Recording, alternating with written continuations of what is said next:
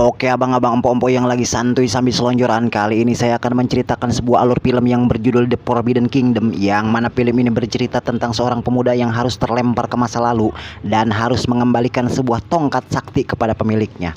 Berhasil kasih pemuda itu mengembalikan tongkat tersebut, langsung aja siapin kopi, kecilin TV, aktifkan wifi, dan inilah The Forbidden Kingdom. Film ini dibuka dengan memperlihatkan seorang pemuda yang bernama Jason, yang mana si Jason ini sangat suka mengkoleksi film kungfu legendaris sampai ia pun lupa mematikan TV-nya dari semalam.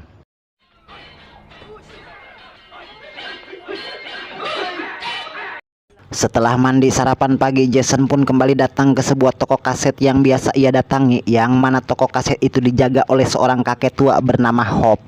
Namun saat Jason sedang asik memilih kaset film terbaru di rak kaset itu, tak sengaja ia melihat sebuah pintu gudang yang sedikit terbuka, yang mana hal itu membuat Jason penasaran dan langsung masuk ke dalam gudang itu. What's going on, Hop? Oh, right here. Alangkah melohoknya si Jason tatkala ia menemukan sebuah tongkat yang tergeletak di lantai gudang, dan Jason pun langsung mengambilnya. Namun di saat yang sama, Hope yang mengetahui Jason masuk ke gudangnya tanpa izin pun langsung menyuruh Jason untuk keluar dari gudang itu. Jason yang penasaran dengan tongkat itu pun tidak langsung keluar dari gudang tersebut. Jason pun menanyakan dari mana kau mendapatkan tongkat ini kepada si Hope. Hope pun sedikit bercerita mengenai asal-usul tongkat tersebut, yang mana ternyata tongkat itu sudah berada di situ sejak dari kakek buyutnya menjaga toko ini, yang mana tongkat itu harus dikembalikan kepada pemiliknya. Namun sampai saat ini belum ada orang yang bisa mengembalikan tongkat tersebut.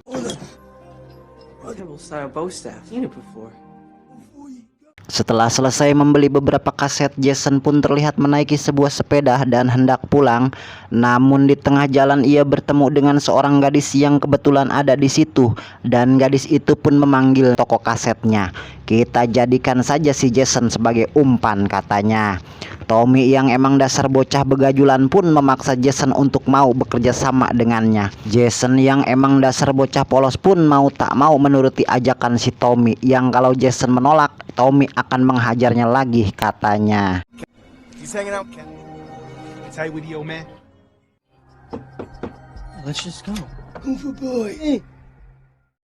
Malam harinya Jason dan Tommy CS pun sudah ada di depan toko kaset milik si Hope.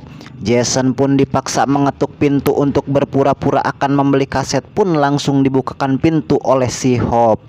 Berhubung Hope ini udah tua dan suasana di tokonya pun sedikit gelap, ia pun bertanya kepada Jason, "Sepertinya kamu datang dengan temanmu ya?" kata si Hope. Namun Tommy yang sudah tidak sabar ingin mengambil uang milik si Hope pun langsung mengancam si Hope agar menyerahkan uangnya. Di saat yang sama, salah satu teman Tommy berhasil menemukan kaleng tempat Hope menyimpan uang. Dan saat si Tommy akan mengambil kaleng itu dari temannya, tiba-tiba saja Hope sudah ada di belakang teman si Tommy tersebut dan langsung memukulnya dari belakang dengan sebuah tongkat.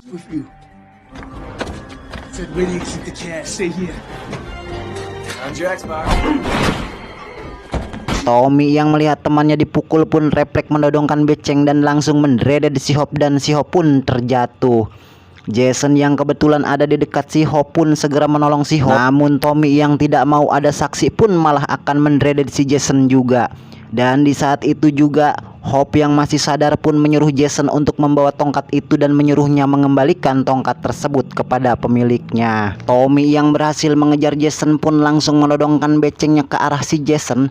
Namun tiba-tiba hal yang tak terduga pun terjadi, yang mana tiba-tiba saja tongkat yang Jason pegang itu menariknya ke arah pembatas balkon, dan Jason pun seketika terjatuh bersama tongkat tersebut.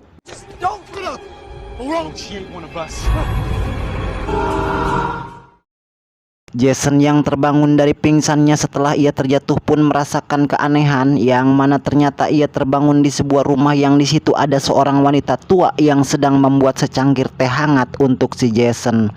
Jason yang masih linglung pun seketika dibuat shock tatkala ia keluar dari rumah itu dan melihat pemandangan yang sama sekali belum pernah ia lihat di kotanya.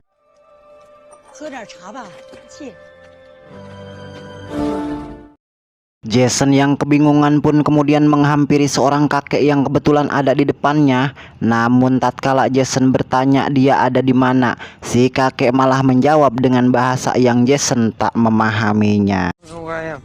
I remember 发现那摊子死了啊！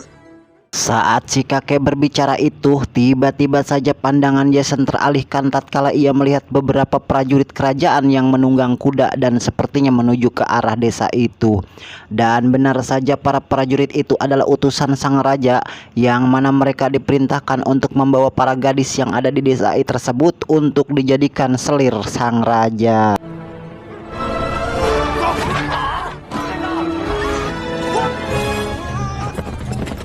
Jason yang panik dan sedang bersembunyi pun malah ketahuan oleh salah satu prajurit, dan ia pun dikepung oleh beberapa prajurit menggunakan kuda.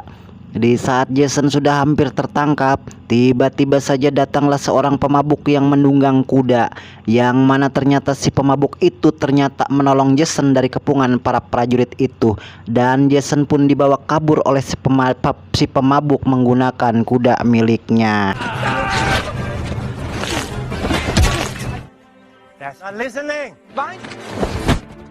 Kemudian Jason yang terlihat sedang makan di sebuah kedai bersama si pemabuk, yang mana si pemabuk ini ternyata bernama Luyang pun mulai bertanya mengapa ia bisa sampai ke tempat ini dan kenapa para prajurit tadi menginginkan tongkat ini, kata si Jason.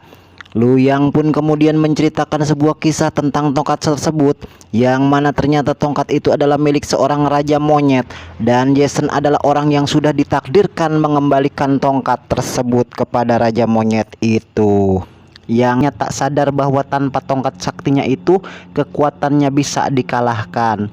Dengan cepat Jadwal pun menggunakan sihirnya dan merubah si Nyomet menjadi batu. Namun sebelumnya si Nyomet pun berhasil membuang tongkat sakti miliknya, dan hanya dengan tongkat itulah wujudnya akan kembali seperti semula.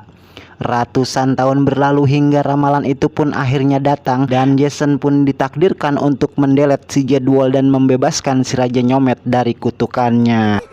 Uninvited by the Monkey King, but it's not. That's me. The monkey high 100 years meditation. The warlord challenged. Setelah selesai mendengarkan kisah dari si Luyang, tiba-tiba sang kasir datang membawa selembar bon. Namun Jason membayarnya dengan uang dari masa. Satu persatu para prajurit berhasil mereka kalahkan, namun bukannya habis, para prajurit itu semakin lama semakin banyak. Hingga akhirnya ketika Jason dan Luyang sudah benar-benar terdesak, tiba-tiba saja seorang gadis datang membantu mereka dan memberikan 2 ekor kuda kepada mereka. Dan akhirnya mereka bertiga pun berhasil kabur dari kepungan para prajurit yang sangat banyak itu. She's Golden Sparrow.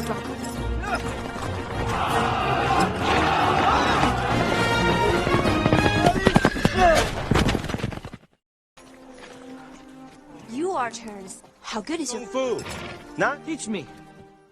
Jata, bagaimana kau bisa mengisi cangkirmu jika sudah penuh?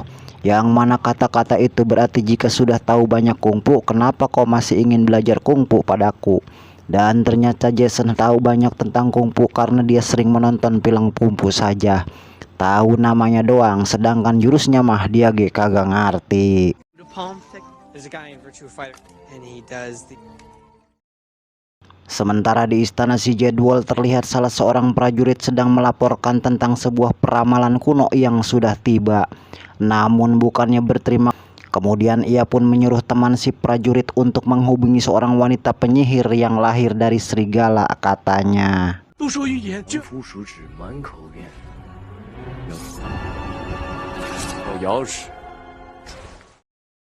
Kembali kepada si Jason yang baru terbangun setelah semalam bergadang sama si Luyang. Namun ketika ia berteriak memanggil si Luyang, tiba-tiba datanglah seorang penunggang kuda yang mengejarnya dan berhasil merebut tongkat itu dari tangan si Jason.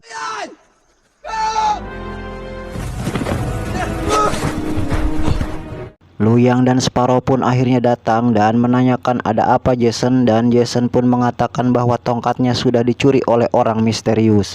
Kemudian dengan insting yang Sparrow miliki, mereka pun akhirnya menemukan tempat persembunyian si pencuri itu, yang ternyata si pencuri itu adalah seorang biksu. Warlord has sent a bounty hunter. Luyang pun kemudian masuk ke dalam sebuah kuil, yang mana di dalam kuil itu ternyata biksu yang telah merampas tongkat milik Jason itu pun ada di dalam kuil tersebut. Si biksu itu terlihat sedang bermeditasi, namun Luyang langsung menghampiri biksu itu dan melontarkan beberapa pertanyaan. Namun si biksu sedikit pun tak meresponnya, hanya dan terus fokus bermeditasi. Namun ketika Luyang mengancam akan menghajarnya, tiba-tiba saja si biksu itu membuka matanya dan langsung menyerang Luyang dengan sangat edan.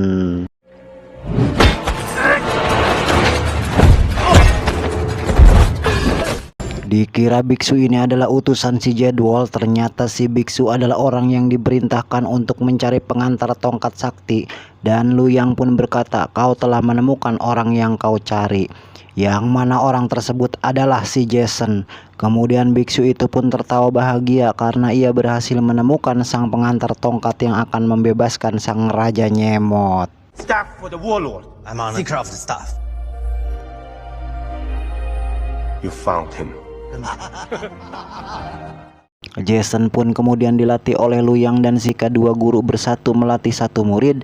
Akhirnya Jason berhasil menguasai beberapa teknik kungfu yang cukup baik.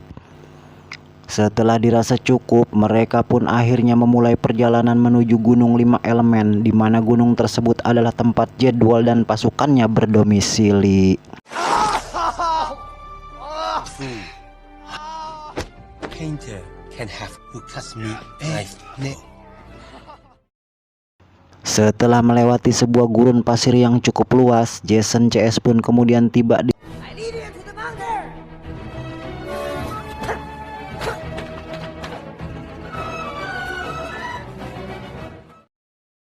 Setelah merasa capek, Jason pun kemudian menghampiri Sparrow yang sedang bermain gitar. Namun belum juga mengobrol panjang, How romantic. Mel Wilton the end.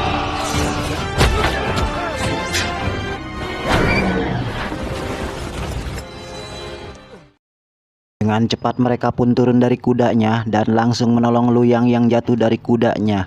Luyang pun kemudian dibawa ke sebuah kuil yang di sana terdapat perguruan kungfu untuk anak-anak. Luyang pun kemudian diobati oleh sang biksu kuil itu. Namun luka Luyang sangat parah, jika tak segera diobati, nyawa Luyang tak bisa ditolong, kata si biksu. Kemudian si biksu mengatakan kepada Jason CS, hanya ada satu ramuan yang bisa menyembuhkan luka si Luyang. Namun obat itu hanya ada di dalam istana si Jadwal. Jason dan si biksu kemudian menyusun rencana untuk mengambil ramuan itu. Namun ternyata Jason yang terburu-buru pun malah pergi sendiri ke istana si Jadwal. Sesampainya Jason di depan istana, Jason pun disambut oleh si penyihir. Lalu Jason pun diajak ke dalam istana untuk menemui si Jadwal. Sesampainya di dalam istana, Jadwal pun menyuruh si penyihir untuk bertarung melawan Jason, yang mana hal tersebut dilakukan karena si penyihir pun ingin mendapatkan ramuan itu, yang mana ternyata ramuan itu adalah ramuan keabadian, dan apabila mereka meminum ramuan itu mereka bisa hidup abadi, katanya. Jason pun mau tak mau harus bertarung melawan si penyihir demi mendapatkan ramuan tersebut. Staff. Life of your friend, his man. And a good teacher. Man who honors his teacher. She Si biksu dan Sparrow pun kemudian menyusul Jason ke istana si Jadwal. Sementara Jason yang kewalahan menghadapi si penyihir pun harus menyerah. Namun ketika Jason akan dieksekusi, si biksu dan Sparrow pun datang tepat waktu hingga nyawa Jason pun akhirnya diselamatkan. Jadwal yang merasa khawatir pun dengan cepat menyihir kolam air yang ada di dalam istananya menjadi kolam lahar yang panas. Namun saat si Jadwal sedang lengah itulah si biksu langsung menyerangnya dengan jurus andalannya. Pertarungan antara biksu melawan Jadwal pun terlihat sangat sengit. Keduanya sama-sama memiliki ilmu yang seimbang. Di sisi lain ternyata para biksu cilik pun datang untuk membantu Jason, dan Luyang yang sedang sakit pun terpaksa mereka bawa juga. Jason yang melihat ada kesempatan untuk mengambil ramuan keabadian itu pun dengan cepat akan mengambilnya. Namun si penyihir berhasil menghalanginya. Tapi sayangnya usaha si penyihir untuk mendapatkan ramuan tersebut harus kandas tatkala ternyata ramuan tersebut malah terlempar ke arah biksu cilik. Dan biksu cilik itu pun langsung melemparkannya ke arah Luyang. Dan akhirnya Luyang pun berhasil menangkap ramuan itu dan langsung meminumnya saat itu juga.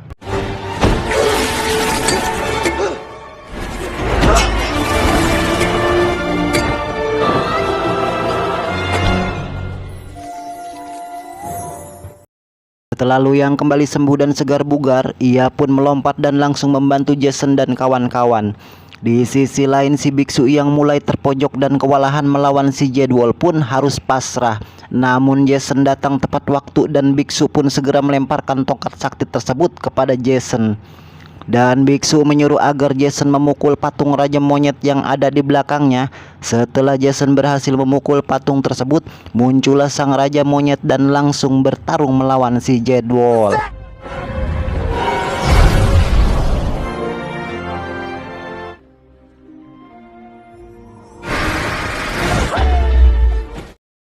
Jadwal yang terlempar setelah dibogem oleh si Raja Nyemot pun kemudian dihampiri oleh si Sparrow, yang mana ternyata Sparrow ini mempunyai dendam pribadi yang mana kedua orang tua Sparrow telah dihabisi oleh si Jadwal yang kejam itu. Namun ketika Sparrow akan mencoloknya dengan tusuk konde yang katanya bisa mendelet si Jadwal, sayang seribu sayang Sparrow harus tumbang setelah Jadwal berhasil melempar Sparrow ke sebuah pilar istana. His daughter. Drink with me.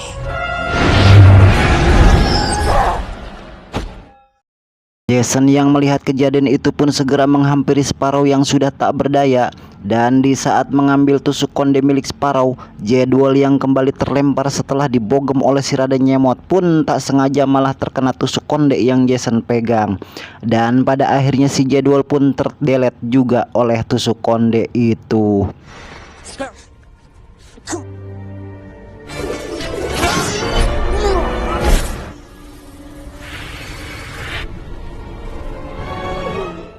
Setelah semuanya selesai, Jason pun akhirnya diizinkan kembali ke masa depan, yang mana ternyata ia masih dikejar oleh si Tommy yang ada di awal film tadi. Tommy pun langsung menghajar Jason, namun berhubung saat pingsan Jason belajar kungfu, akhirnya si Tommy pun berhasil Jason kalahkan dengan sekali pukul. We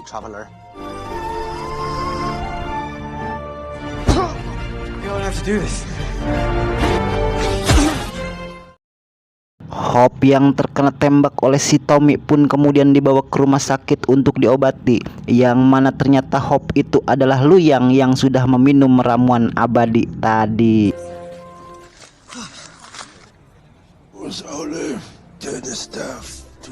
Jason dan film pun tamat.